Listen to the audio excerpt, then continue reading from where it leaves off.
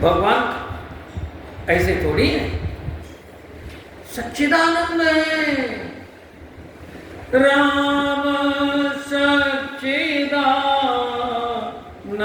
दिनेशा, नहीं तो मोह निशाल वनेसा। और यहाँ सब कुछ माया का है। आ ब्रह्म भुवनालोका, ये 14 भुवन है। 14 भुवन कौन कौन? 7 नीचे के 7 ऊपर के। यहीं से 7 नीचे, तल, वितल, सुतल, तलातल, रसातल, महातल और पाताल, 7 हो गए। अब ऊपर यहीं से शुरू प्रारंभ करिए। ओम भू, ओम भुवा, ओम स्वाहा, ओम जना, ओम तपा, ओम महा, ओम सत्या। सत्यलोक नारद चले करत राम गुणगान। सत्यलोक माने ब्रह्मलोक। ब्रह्म भुवनालोका, यहाँ तक सब माया का संसार है।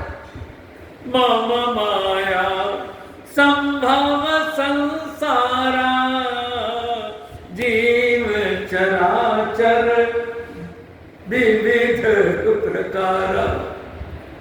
लव निमेष भुवन निकाया, रचई जासु अनुशासन माया।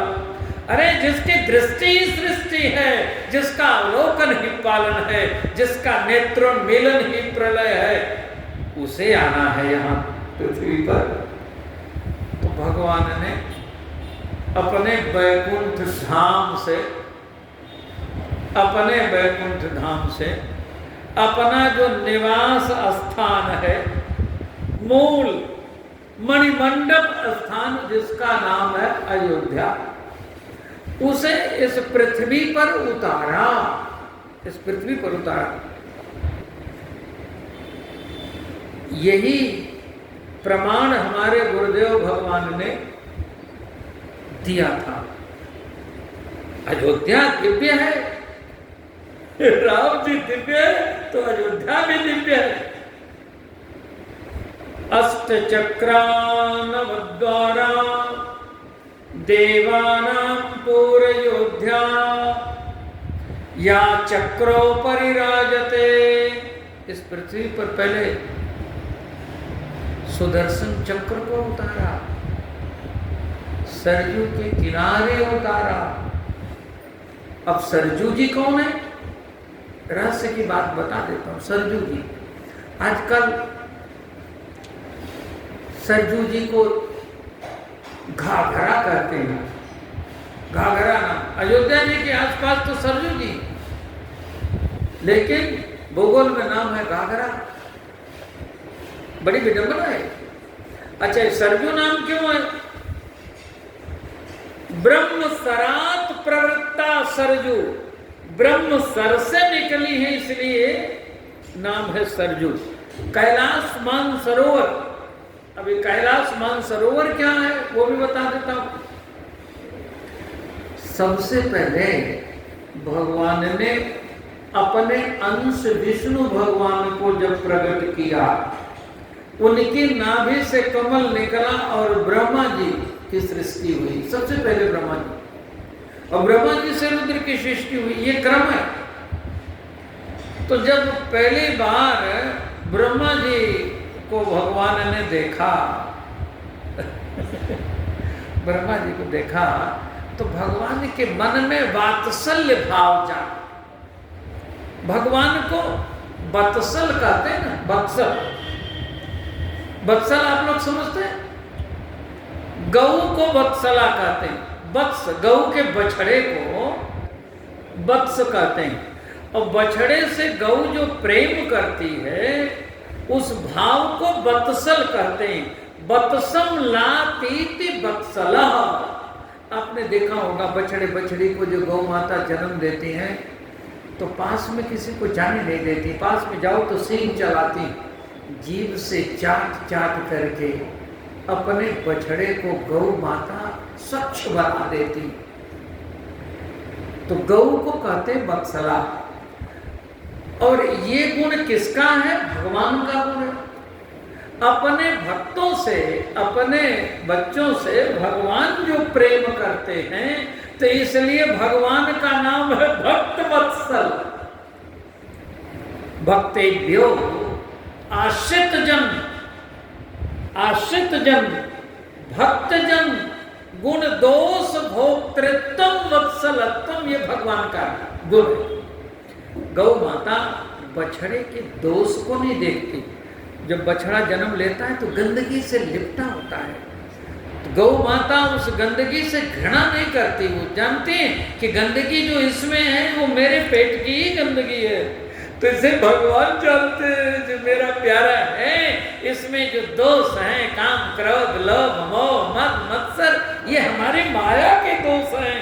तो भगवान उन दोषों का भक्षण कर लेते हैं। जैसे गौ माता बछड़े के उस दोष को, जो गंदगी उसमें लिपटी रहती, चाट लेती हैं, भगवान उन दोषों को चाट लेते हैं, स्वच्छ बना देते हैं। इसलिए भगवान को भक्त वत्सल कहते हैं। बोलिए भक्त वत्सल भगवान की जय।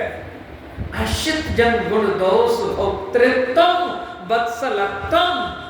तो भगवान का वात्सल्य जब जागा, तो देखो जब बहुत प्रेम होता है तो भी आंसू निकलते हैं, और जब बहुत दर्द होता है तो भी आंसू निकलते हैं। दोनों प्रकार के आंखों में आंसू आते हैं। जब आप भगवान के मंदिर में आते हो तो देखो, रोते रोते आते हो कि नहीं, अपना दुखड़ा सुनाने आते हो कि नहीं, और जब भगवान की कृपा मिल जाती है तो मुस्कुराते हुए जाते हो कि नहीं? बोलिए पता। भगवान तुम्हारे मंदिर में एक दरस भिखारी आया है, नैनों के कटोरों में अपने आंसू भर कर के लाया है।